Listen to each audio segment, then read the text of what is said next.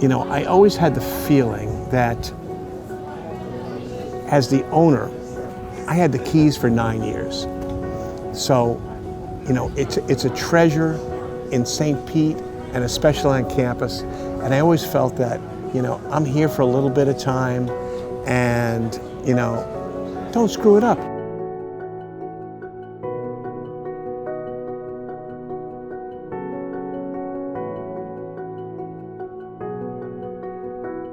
When I earned a master's degree in business at night, and so I ate out of vending machines. And I thought, well, this is basically a commuter campus. And it would have been nice if there was a place where you could get a sandwich and a Coke or a beer before your class. We thought we were going to have a tea room or a bar that sold a few sandwiches, you know, a campus bar, but it turned out that although we sold a good amount of beer, we also sold a lot of sandwiches. And the tavern was very tiny, I think only 4 tables or maybe 6 inside, plus the outside. So if we were going to be a place that sold sandwiches, we weren't going to make it on just that small space. So we got it in our heads to sell sandwiches delivered all around downtown.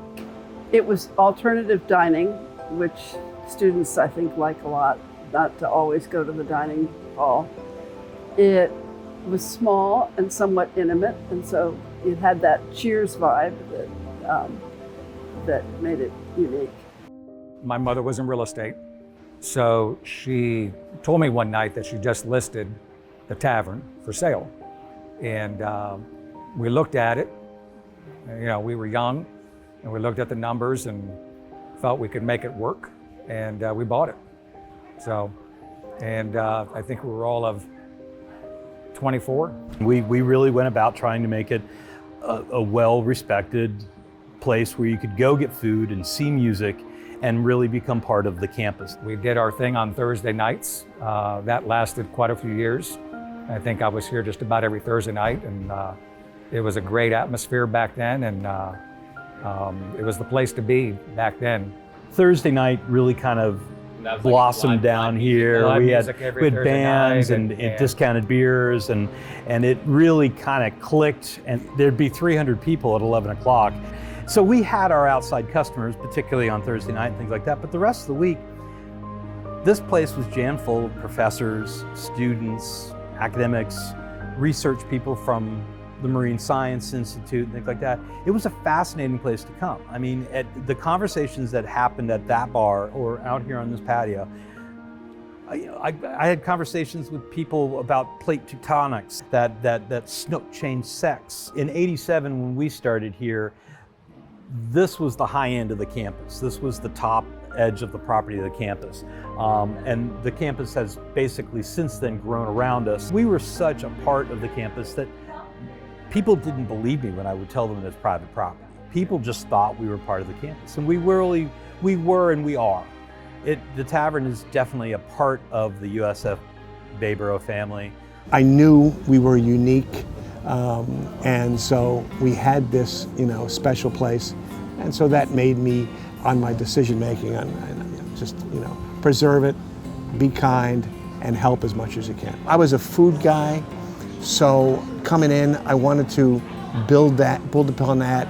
After a couple of years, I, you know, generated enough sales, you know, enough profit that I said, I'm gonna, you know, go after that. So that's when I put a kitchen in, and we went after the grouper business. What I wanted to do is to take the special people on campus and, you know, dedicate them, you know. So we lost some great people while I was here. You know, Bobby Dardan, he got a sandwich.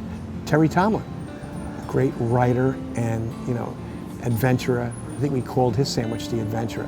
Dedicated a sandwich. So we had dedication events. And I guess I'm most proud of that because I took great people and dedicated, and the simplicity of making a sandwich dedicated to the name meant a lot to the family. I just know that Tom had been, the previous owner had been asking around for somebody to take over the place, and he pretty much wanted someone that had some kind of time vested in it.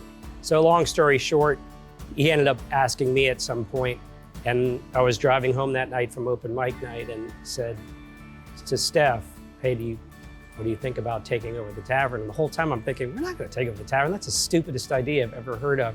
She was like, I don't know. I mean, let's look into it. It might be kind of fun. Just laid back. Yeah. You know, it's super easy going, and you know, everybody thinks that it's just a college campus place and it's all college age kids, but it's, you know, from little kids that can run around and play while their parents can chill to people that are in their 80s and 90s. It's a local hangout.